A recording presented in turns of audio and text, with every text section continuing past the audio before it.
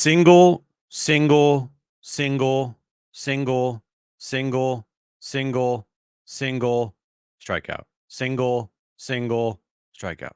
Single, double, line out. That was 9 runs, 11 hits in the 8th inning tonight. A historic 8th inning for the Padres. They get the 11-8 victory. It wasn't easy. Kind of dicey in the end. A lot to talk about with how that game ended. But Padres maintain their road dominance as one of the best road teams in baseball. And they beat one of the best home teams in all of baseball tonight. Wrap-up show. Thank you guys for joining me again. It's just a solo show tonight. John is on assignment. He'll be back on, I think, Sunday night. Maybe Sunday night. Definitely Monday night, but we will see. Make your way in, wrap up show, hit the like button, hit the subscribe button. We are very close, guys. Very close to 6,300 subscribers here on the wrap up show. We are, let me just double check here. Let's pull this up. Yeah, guys, we are like 16 subscribers away from 6,300. So let's see if we can get 6,300 subscribers tonight. Let's see if we can get 300 likes on this video for a Padres 11-8 victory. Yeah, first thing is that 8th inning. That 8th inning was historic. I don't think there's any way around it. I mean, you get 9 runs, 11 hits in that inning, 7 singles in a row. Like, what? It was crazy. And today on John and Jim, I said this game sets up for the Padres pretty well. And I don't feel like this overwhelming, like, scaredness, that's even a word, for facing the Royals this series because, yes, I know they're one of the best home teams in baseball. I think they have the 3rd best home record in all of baseball, the Royals do. But the Padres have, like, the 2nd best road record in all of baseball. They just took 3 or 4 from Atlanta, who had a really good home record before they took 3 or 4. They've taken 2 series from the Dodgers. They've beaten Milwaukee on the road. They've beaten the Cubbies on the road. It's just amazing how this team on the road is completely different than they are at home. Completely different in every single facet of the game. Mostly offensively, but still. I thought Dylan Cease pitched fine tonight. Definitely well enough to get a win. And, that 8th inning happened, and you're like, whoa, okay. And you beat one of the best home teams in baseball. Now, there are some things in this game where you look at and you go, and it's mostly in that 9th inning. Right? Stephen Kolek, like, what are we doing, dude? Like, that to have Robert Suarez in an 11, I think it was 11-3 game. Yeah, 11-3 game, and Robert Suarez has to pitch in the 9th inning. That's ridiculous.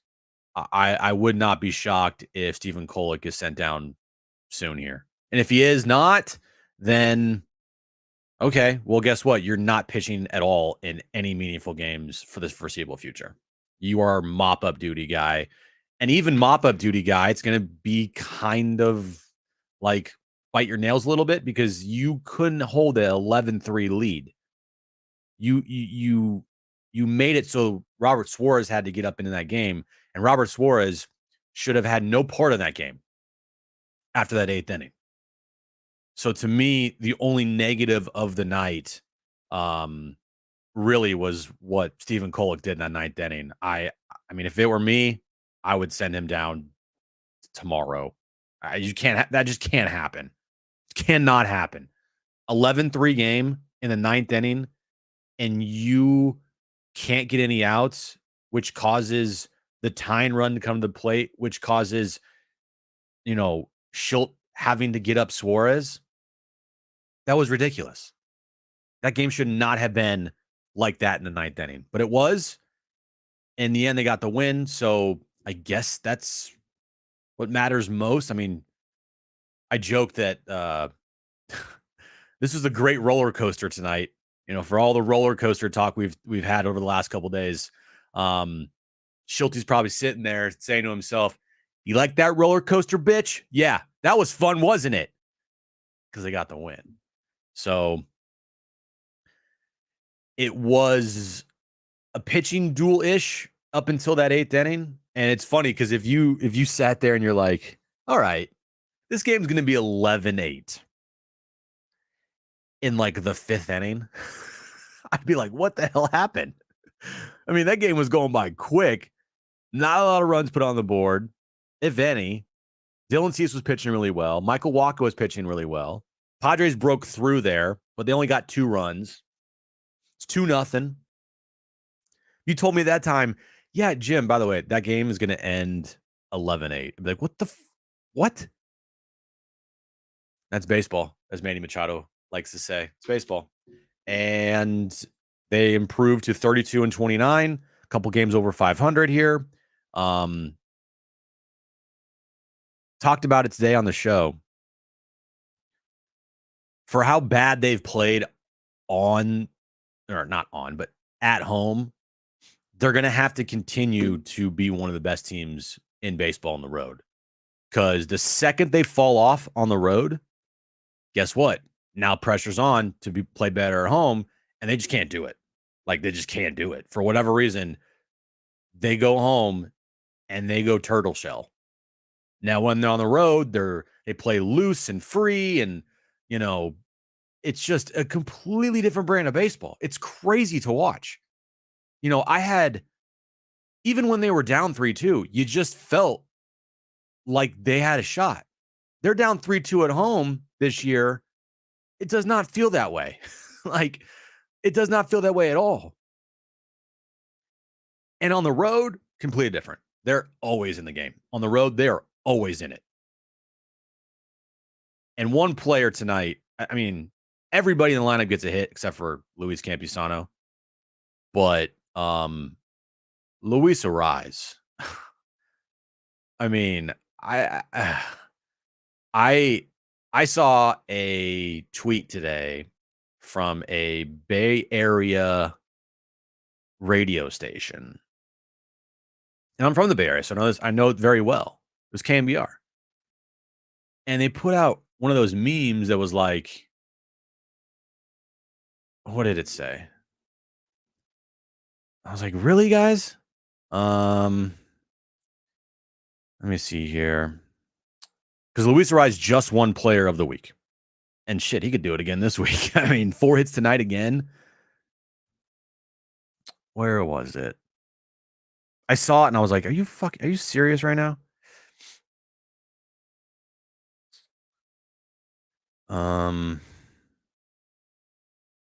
Sorry guys, I'm just pulling it up here. It was along the lines of like, Matt Chapman should have won Player of the Week over Singles Merchant. There we go. Yeah, justice for Chappie. It said Matt Chapman should have been National League Player of the Week over Singles Merchant Luis Arraez. Changed my mind. Well, let me change your mind really quick. The dude leads the league in batting average. He's going to be an all-star. Matt Chapman's not going to be an all-star. He hit 75 in that week stretch. He leads the league or close to leading the league in multi-hit games. So, yeah, he deserves to be Player of the Week. He's not just a singles merchant. Okay, his OPS is well over 800. Where's Matt Chapman's OPS? Exactly. He's been everything the Padres hoped for and more. We talked about him on this show before the season started, and there was some pushback, like, why Luis Arraez? They got Hassan Kim. Yeah, now what? They have Luis Arraez, and where would they be without Luis Arraez?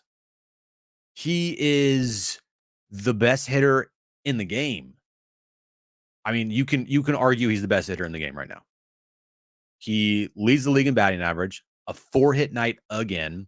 He gets on base all the time because he never strikes out, and he always put the ball in play, and he's seemingly getting 2-hit games every game for the Padres.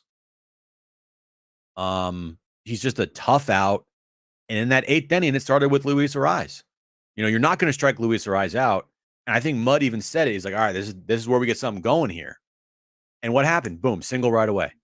And you just put the pressure on the pitcher when you can't strike him out. Like, it's just, especially for a guy who right now is finding every hole. He is finding every gap. He is hitting the ball everywhere they're not. He is on base all the time because he doesn't strike out. So if you want to call him a singles merchant, KMBR, that's fine. But at the same time, this guy's a bona fide stud. He's an all-star. He very well could be a 2-time batting champion. Matt Chapman's none of those things. Sorry. Not sorry. I mean, and I'm from the Bay Area, and I got to push back on that one. That was trying for some cheap likes. I get it. Trust me, I'm the king of cheap likes. But yeah, you call him a singles merchant, you don't know ball.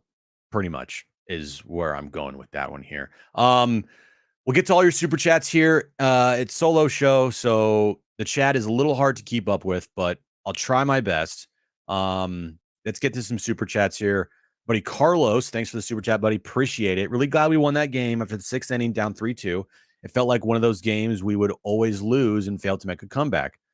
Yeah, and as I said, if they were at home and they're down 3-2, then yeah, that's what it feels like. But on the road, I don't feel that way. I just don't. I feel pretty confident in whoever they're playing. I said on John and Jim today, I don't feel scared taking on a Royals team that's one of the best home teams in baseball in this series.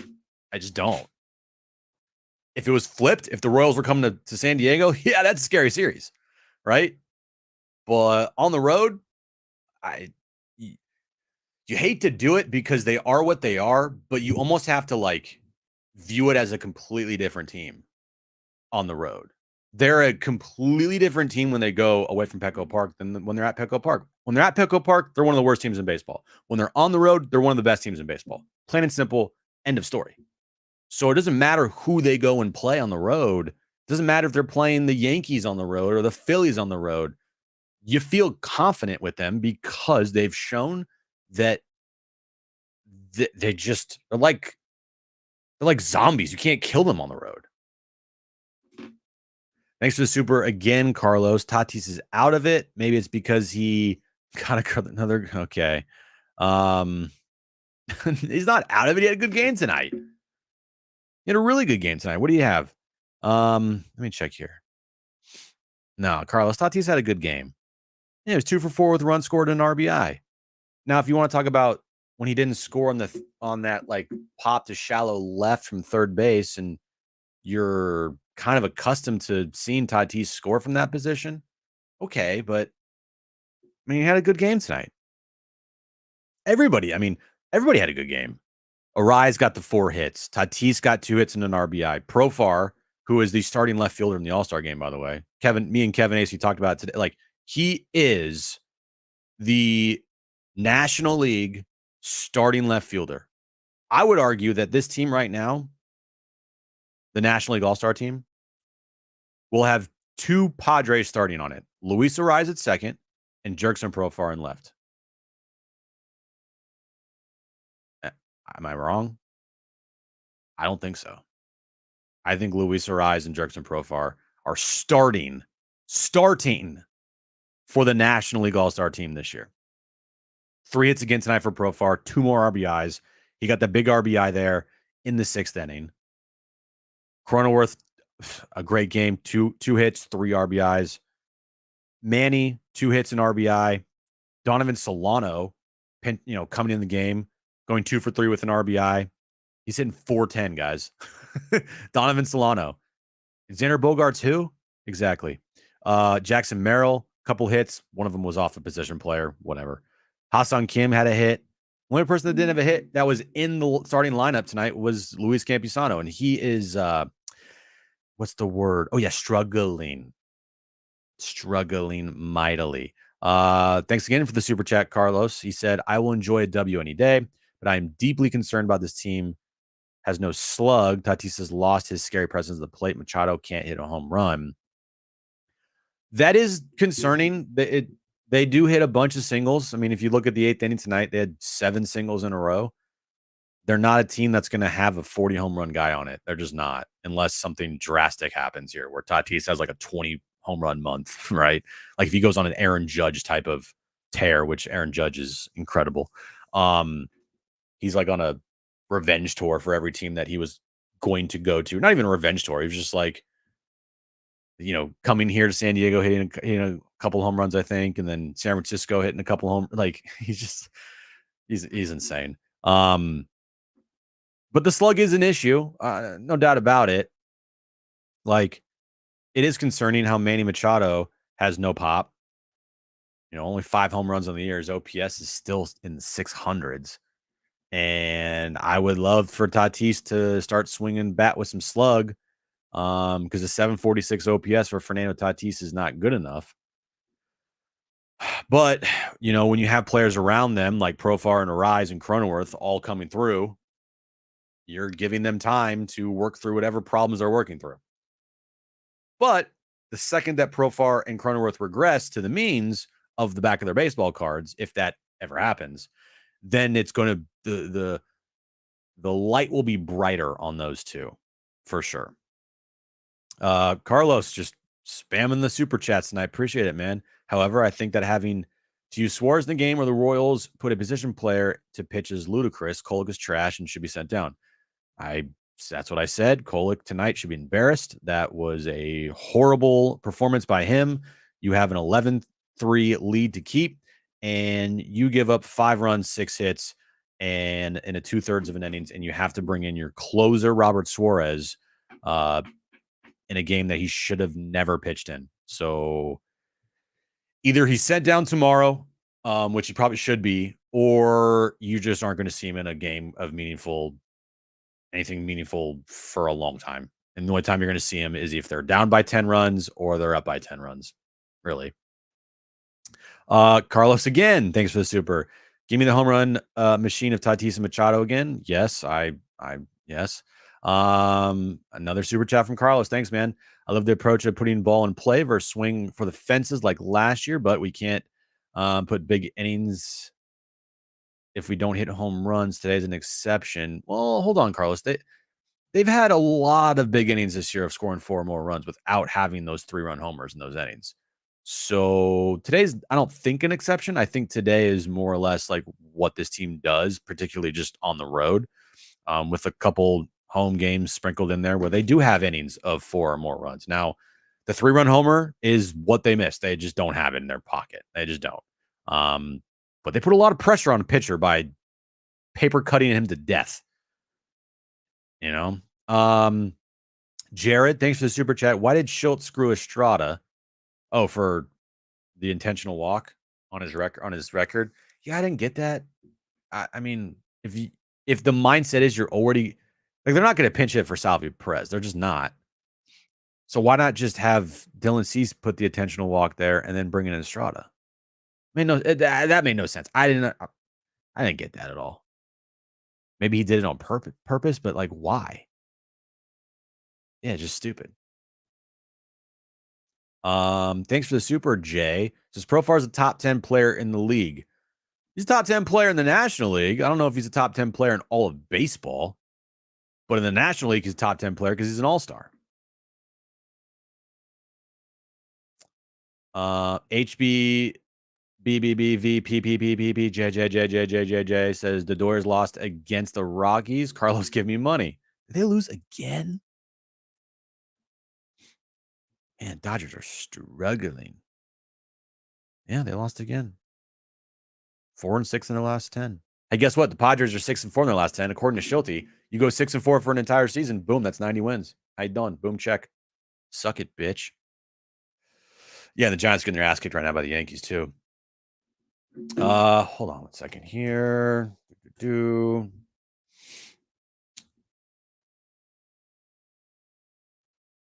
Thanks for the super chat. HBBBVBBBJJJJJJJJ. All right. So we could not do this show without our buddy Mark Nimitz, who I'm sure is happy about tonight's win. And probably playing underdog fantasy as we speak. But Mark Nimitz, if you have any insurance needs, Mark Nimitz is your guy. Homeowners insurance, renters insurance, car insurance. Mark Nimitz has you covered. Lifelong Padres fan. He's been with us since the beginning of the wrap-up show. So go to Mark Nimitz for all of your insurance needs. He is the GOAT, as Mike says in the chat. mnimitz at farmersagent.com. When you reach out to our buddy Mark, let him know that John and Jim from the wrap-up show sent you. All right, let me just do this. Every time I do a show alone, I always think to myself, how does John do it? Because he's not like technically savvy at all, and that's being kind. So I'm just like thinking to myself, like, how does he do all this stuff? Because I can't see it. Anyway. All right. So good start to the road trip. Very good start to the road trip. Looking at some other storylines from tonight. Dylan Cease, I thought he was fine. 5 1/3, 3 earned runs, 5 strikeouts, 1 walk. His ERA is kind of ballooning here. 3.42 when like a month ago it was like in the low twos. If I'm looking at his game logs, his May has not been that good. He's got over a 4 ERA in May. He had a 2.6 ERA in April. It's not like the worst thing in the world because his last 4 starts have been blah. It's not great. 3 runs, 5 runs, 4 runs, 3 runs. It's not the worst thing in the world. He's still going to give you innings. He's not a guy that, he's not Blake Snell. He's not going to crumble after like 2 1/3 and throw 95 pitches and force your manager to use your bullpen like a lot. Like he's going to power through it and give you close to 6 innings every single time out, which is a plus for him. But yeah, it's a little rough patch, no doubt about it. A little rough patch for Dylan Cease, but I'm not too concerned. I really am not. Just because 1, he's healthy, knock on wood. 2, we've seen him here, when he's dominant, and he was really good tonight up until that 6th inning where he kind of just lost it. But I still feel pretty confident every 5th day giving him the ball. I really do. Will, thanks for the super chat. What is the Padres record since adding Arraez and Solano? That is a great question. Let me look this up right now. Because I don't exactly know when they called up Donovan Solano to the team, but I do know when Luis Arraez's first game was, and that was May 3rd versus Arizona, 7-1 victory. 1, 2, 3, 4, 5, 6, 7, 8, 9, 10, 11. Wait, hold on. 1, 2, 3, 4, 5, 6, 7, 8, 9, 10, 11, 12, 13, 14, 15, and 1, 2, 3, 4, 5, 6, 7, 8, 9, 10, 11. Yeah, 15 and 11. Okay. Duh. We've been talking about this 15 and 11 stretch forever. Pretty good. Hey, if you have a 15 and 11 stretch for the rest of the baseball, for the rest of the season, you're probably making the postseason. Thanks for the super chat, Will. Appreciate it, buddy. Carlos, again, Musgrove gets lit up tomorrow. He's cooked. 5 innings, 4 earned runs, 3 walks, 3 Ks. He has been mid since he got paid. We need a starting pitcher for the deadline. Not sure. I know what you're doing, Carlos. You're trying to revert the reverse jinx. I'm with you. I do it all the time. Let me look at what Musgrove. Hold on.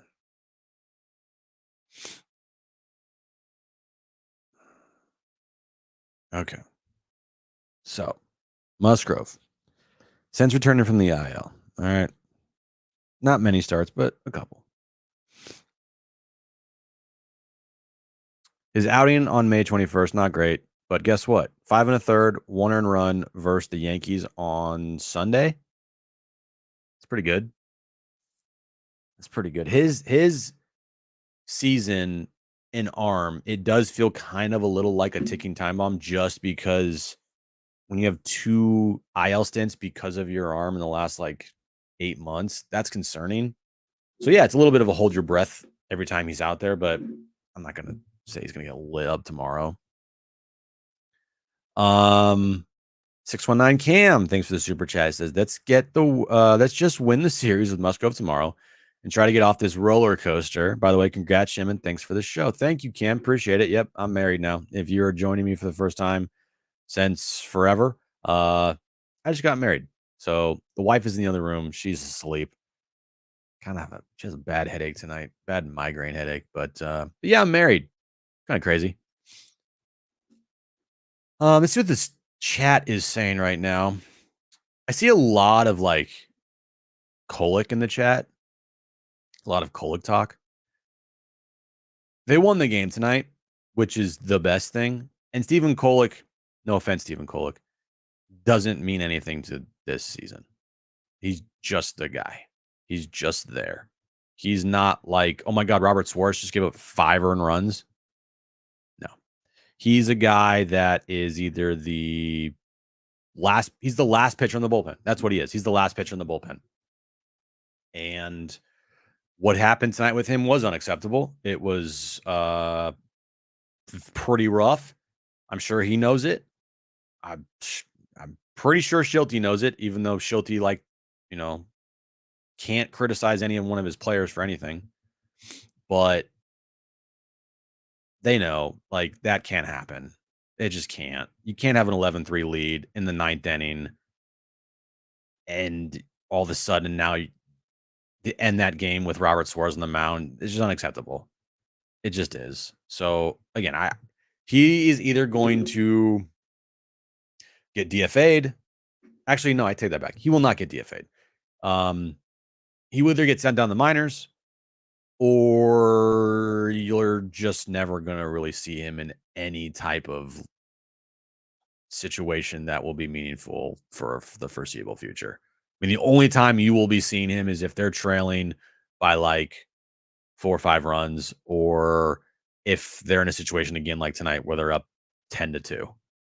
You're not going to see him in a game where they're trailing by a run to go out there and try to keep it at a run. I mean, you might, just because of circumstances with usage of the bullpen. But on a day where everybody's healthy, or not healthy, but when everyone's fully rested, you're not seeing Kolek unless those 2 things happen. They're down by 10, they're up by 10. That's just kind of what it is. And I think, continuously talking about Stephen Kolek tonight is kind of the wrong thing. We know he fucked up. He knows he fucked up. He knows it was embarrassing. Everybody knows it was embarrassing. We all know it was. But that's not the story tonight. It's really not, because he means nothing to this season, truthfully. Yeah, he's a Rule 5 guy. I mean, no offense. Great.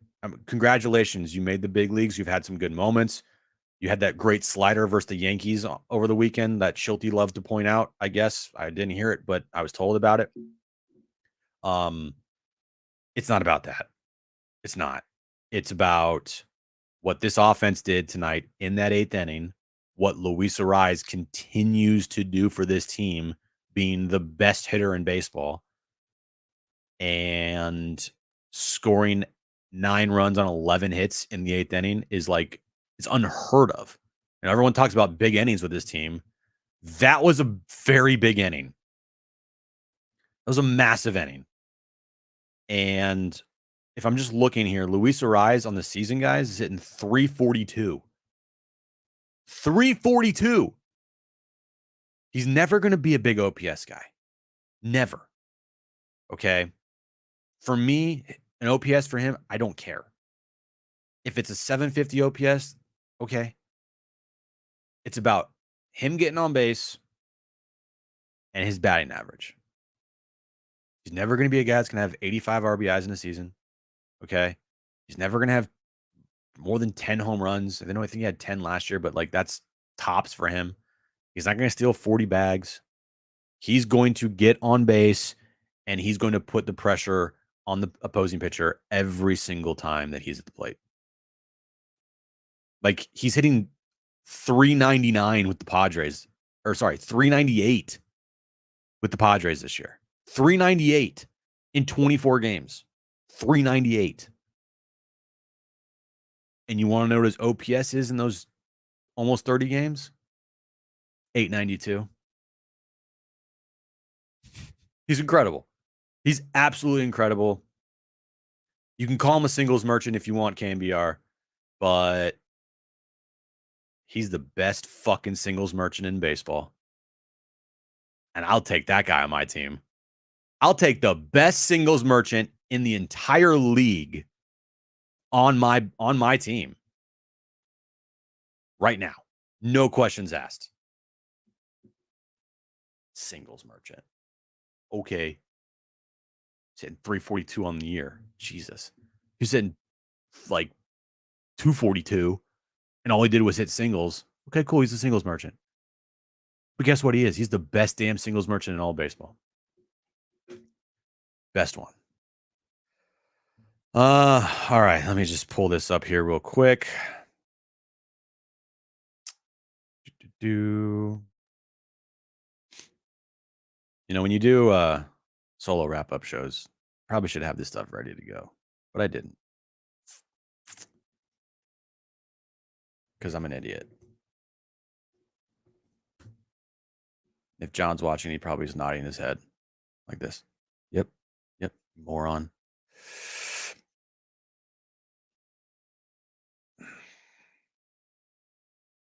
I agree, Chad. How could you hate Arraez? He's like everything you want in a baseball player. Like, doesn't strike out, always is on base, high batting average, batting champion. Like, come on. One of the best players in baseball. I mean, you could argue, yeah, one of the best players in baseball. All right. As I pull this up here, I wanted to thank our buddies over at Finley for being a part of the wrap-up show now. If you go to their website, which is in the description below, they're doing a really cool thing that they allow fans to invest in potential earnings of a baseball player and potentially down the line in just any athlete in general. Shedry Vargas is a part of Finley. He is a top prospect inside of the Rangers organization. Keith Law is very high on Shedry Vargas. He's 18 years old. He's a guy that has shown a lot of promise in the minor leagues. If you want to invest in the future earnings of Shedry Vargas, it's a minimum investment of just $96. And they have a tracker here. It shows you like where your money, your investment money could turn into. So check out their website. Mark Grant is an advisor of Finley. They're a local startup here in San Diego. Their offices are right across the street from Petco Park. Finley, they sign brand contracts with promising athletes, and that helps evaluate their brand by bringing fan investors like you into the fold to help with the future, help with these athletes' careers going forward. So check out Finley. Their website is in the description below. Shedry Vargas is the athlete that we were talking about here. And once again, if you just go and search out what Tatis did, like with BLA, that's exactly what's happening here with the Shedry Vargas. The comparison of investing in a guy like Fernando Tatis Jr. If you invested in Fernando Tatis Jr., you made a lot of money. Same thing could happen here with the Shedry Vargas. So, Finley, welcome to the show. Welcome to the wrap-up show. We are super thrilled that you are a part of it. Let's see here. Just pull that down. So, what else you guys want to talk about tonight? I feel like we, covered most of it. Other than the 8th inning and the 9th inning, um, not a lot happened in this game. Going forward tomorrow, it's Musgrove versus Marsh. I don't know who this guy is. Is he a righty? Yeah. Right-handed pitcher. Guess what? Padres do really well against right-handed pitching. And they do really well on the road. So that's pretty good. That's a good thing, Mike, to talk about. Kevin Acey on the show today. It's not official yet, and he did not report this. He just gave his opinion. But in his opinion, it looks like Darvish will be heading to the IL now for his hamstring. That will be the second time he's been on the IL this season. Not great for a guy who's, almost 40 years old. They're going to need him for sure. And I don't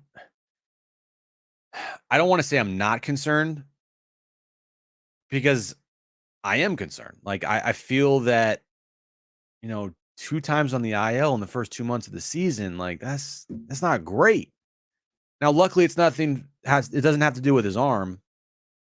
And it's kind of like everything else, but that just says to me, well, yeah, duh. I mean, he's old for an athlete, and the body's just going to break down. It just is. So what they're going to have to do, I feel like, implementing a like Kawhi load management program for Darvish might be the best course of action. I rather have him skip some starts to give him more rest than like throw him out there every 5th day if he's going to continue to get some nicks and bruises to the point where, these IL stints are happening way too regularly. He came off the IL, he had some rest. The neck was the same thing like the hamstring, more of a precautionary thing. And maybe this is their way of using like the load management. Maybe this is a load management situation for him.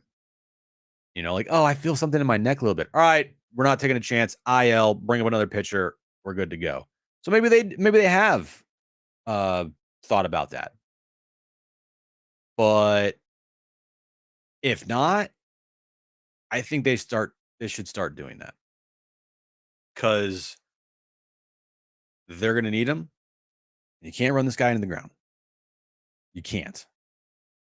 So hopefully after this next IL stint here that looks like it's going to happen here very soon, they're going to have to figure out a plan to make sure he finished the season healthy and no more IL stints.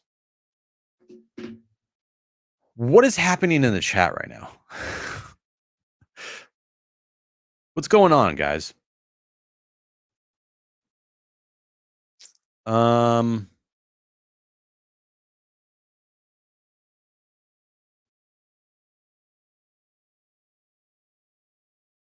opinions are allowed, but there is a line, guys. What's happening? Does anybody can I get cliff notes? Can someone give me cliff notes of what's going on in the chat right now?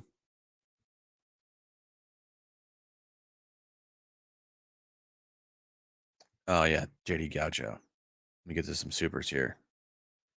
Sorry, buddy. A little difficult, the one-man show, as you know. Wishing Point Loma Nazarene University good luck on their D2 College World Series opener versus Indiana University tomorrow. Go Sea Lions. Yes, go Sea Lions for sure. I know USD lost today to Oregon in extras. Run it back. Thanks to the super. It says, when will we see Solano start consistently? Soon. He's a part of their A team. Like, if you told me right now, hey, regardless of who they're facing pitching, like regardless of the opposing pitcher who they're facing, can't speak. Donovan Solano's in that lineup. He's one of their best players right now. You don't I don't think anybody's sitting here missing Xander at all. Not the greatest look for Xander, to be honest with you. Not the greatest look for the team that your $280 million player has a injury that will have him miss potentially the rest of the season, and like nobody's worried about it. Like no one's sitting here saying, "Man, wait until Xander gets back." Like, "Oh man, this team needs Xander back so bad." Nobody's saying that. Nobody. And that just shows how badly Xander was playing this year. And that's a bummer because the decline of Xander Bogaerts has already begun. And if he misses the remainder of this season, um, how's it going to look next year? And what I just thought of to run it back and everybody, like, okay, so that's just hypothetical. Xander Bogaerts returns in 2.5 months. That would put it at so June, July. That'd put it in the middle of August. All right. The middle of August, Xander Bogaerts is eligible or he can return. What if Donovan Solano is like tearing the cover off the ball just like he is right now? And he's pretty much like an everyday player.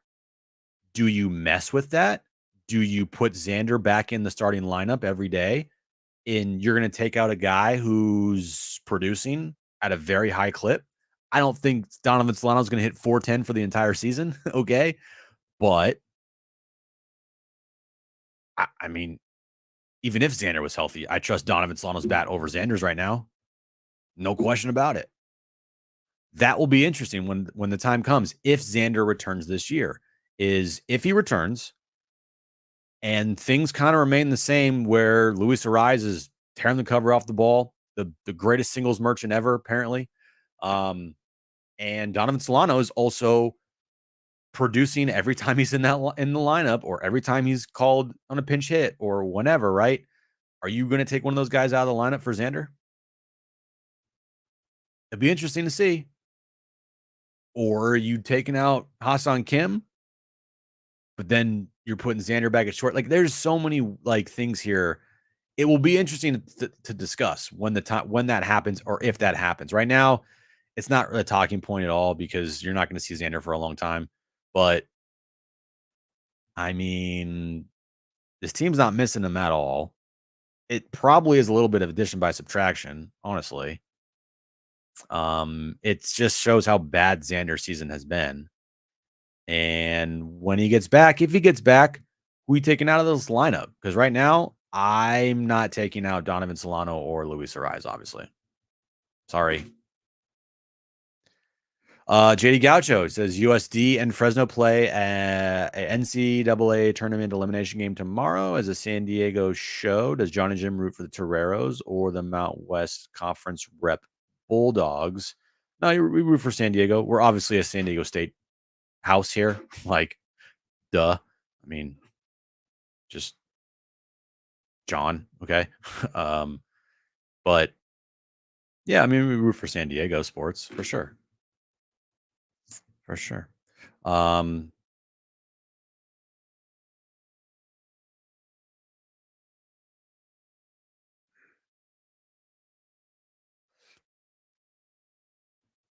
Let's look at the chat here. If anything's going on.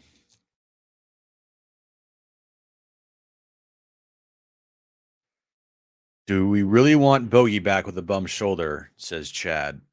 Probably not. Probably not. I think the addition of Donovan Solano and David Peralta gives you just as good, if not better, production than you're going to get out of Xander Bogaerts, truthfully.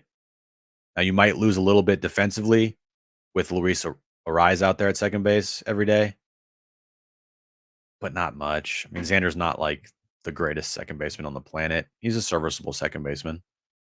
I would say he's just like a tad bit better defensively than Luis Arraez. Again, not saying much. And like the more I talk about it, the more bummed out I get because Man, what a swing and miss there. It's like, you're not glad he got hurt, but you're sitting here saying, like, it's not the worst thing in the world because he wasn't doing anything. I mean, he wasn't doing anything for this team. He just wasn't. I'd much rather have Donovan Solano in there right now. Even if Xander was healthy. I'm choosing Donovan Solano over Xander Bogaerts. Yeah, I said it. I'd rather have Donovan Solano on this team right now than Xander Bogaerts.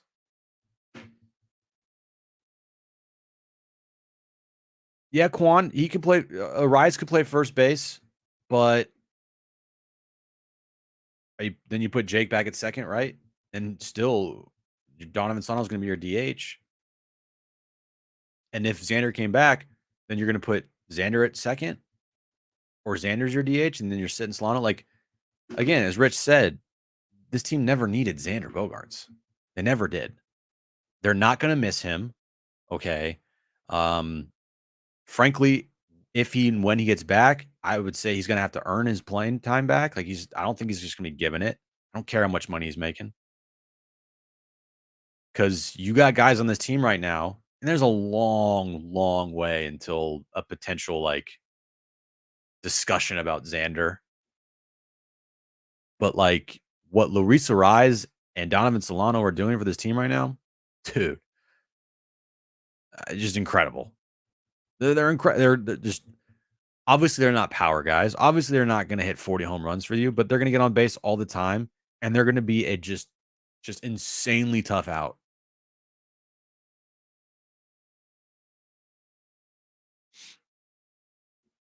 So hold on. Chad mentioned a name here, and I obviously am a little out of it because of the wedding. I know it was a week ago, but like still. When they brought up David Peralta, can you guys remind me? Because I didn't check anything. Is Tyler Wade still on this team? It's probably not good for me to ask that question, but Tyler Wade's not on this team anymore, right? Where is he? Where'd he go? He went down to the minors, correct?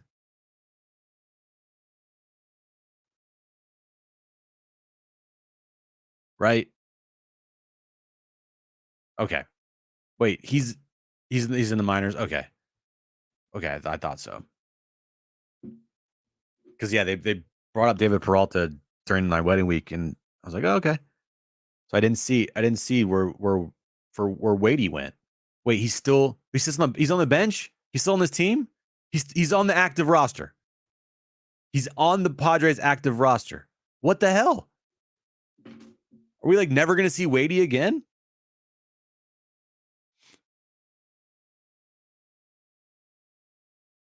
Yeah, didn't even see him tonight. Yeah, pinch runner. Yeah, him and Stephen Kolek are the literal last players on this team in the bullpen and on the bench. He was on camera tonight. Yeah. Okay. Okay. Let's see here.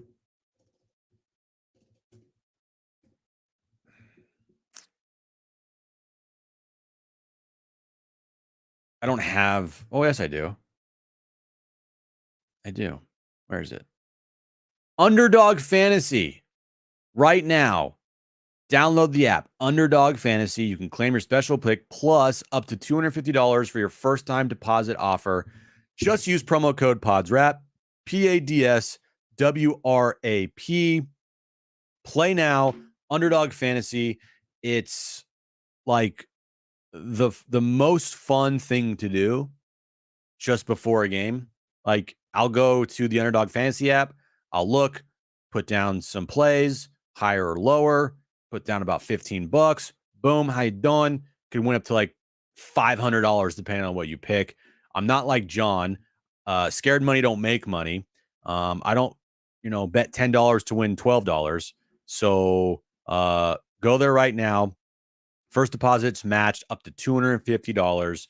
The QR code right there. Just click on, or just hit that QR code, or put your phone up to the screen. QR code, boom. It will take you right to the App Store, to Underdog Fantasy. Download the app. Use promo code PODSWRAP, WRAP when you sign up and start playing some Underdog Fantasy. And your first deposit up to $250 will be matched. You can win free money, or excuse me, you can win real money using free money. Simple as that. Very fun to play. Again, Underdog Fantasy, promo code PODSWRAP. Yeah, I've just now started this whole thing in the chat for Tyler Wade. And it just, I mean, I completely forgot he was on this team, to be honest with you, the last week. My head's been everywhere. And haven't really seen much of Tyler Wade, probably for good reasons. But again, last player on the bench. He wouldn't be on this team if Xander was healthy. I probably guarantee that. And when Xander comes back, bye-bye Tyler Wade, unless David Peralta just like does absolutely nothing for this team. Because I don't know if you guys knew this, but Tyler Wade's a baseball player. I mean, when you say he's a baseball player, he's a baseball player, as Schulte would express. Let's check to see right now how many subscribers. All right, guys, we are very, very close to 6,300 subscribers. Padres got an epic win tonight with what they did in the 8th inning. If you are just joining me or watching this back on replay, make sure to hit that like button. Just real quick, just tap the like button. Boom. And if you're not subscribed, first off, what are you doing? And secondly, hit that subscribe button. Hit the subscribe button, hit the notification bar. So every time we go live or we have a video up, you will get notified and you don't have to keep refreshing YouTube. It'll go right to your phone and like, oh, wrap up show's on. Or, oh, John and Jim are on, which, by the way, also go to our John and Jim YouTube page as well and subscribe to that every Monday through Friday, 3 to 6 p.m. on YouTube and the iHeartRadio app and San Diego Sports 760.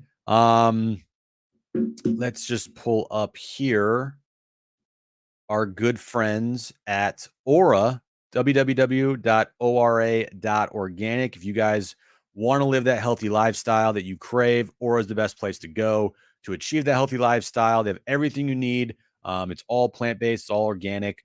They have protein powders for after workouts, or if you just want a protein shake to start your morning, probiotics for gut health, pre-workouts, omega-3s. They have also sleeping pills. They have everything you need to live that healthy lifestyle. www.ora.organic.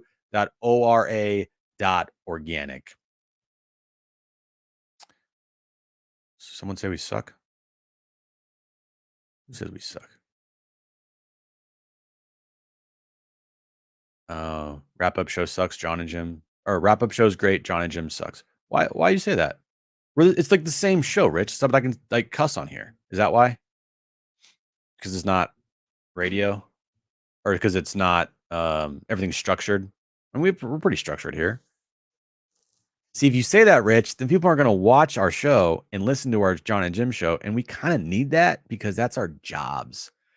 So kind of would appreciate if you hyped up both of our shows. It's the same people. We're not different people on John and Jim. It's just, we're a sports show. This is all Padres. And if you like that, okay, great. But we talk a lot of Padres on John and Jim as well. A lot of Padres. And when we don't, I get it. People get upset, but we're a sports talk show. All right. Yeah, exactly. I think that will do it for tonight. Great 8th inning. Shitty 9th inning, but they got the job done. Stephen Kolek, boom. Bye-bye. Thank you, 619. Appreciate it. And it's all on YouTube too. And it's all on the podcast center. So it lives forever. So it's like you can watch it whenever you want. Yeah, I know swearing is fun, even though some people don't like when I swear. All right, guys. So we will be back Sunday night. I am not sure if John will be back, but he might be. I know it's a quick trip for him.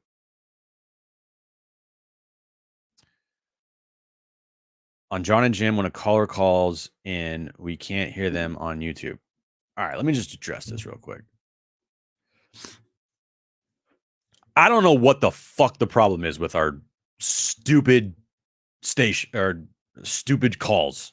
All right. I don't. I've tried to like get someone to fix it for us, but I don't know what it is. I just don't. Trust me, I'm just as frustrated as you when we have callers or when we're just straight up talking and all of a sudden the audio just like it sounds like crap. So hopefully that's fixed in the future, but I get it. Trust me, I get it. He can't figure it out. No one can. Grant, I just trust me. There's no like button to press. It is a bandwidth station problem. I don't know. It is what it is, but when you can't hear us, it's great. Okay, so back on Sunday night to recap the rest of the Royals series. Hopefully, Scraby. I don't think Scraby can fix it. Maybe if he got a bunch of his Scrabinators, maybe that would work. Back Sunday night after the Royal Series. I think John will be joining us. But until then, have a great night, everybody. Talk to you soon. Peace out. Did I do everything?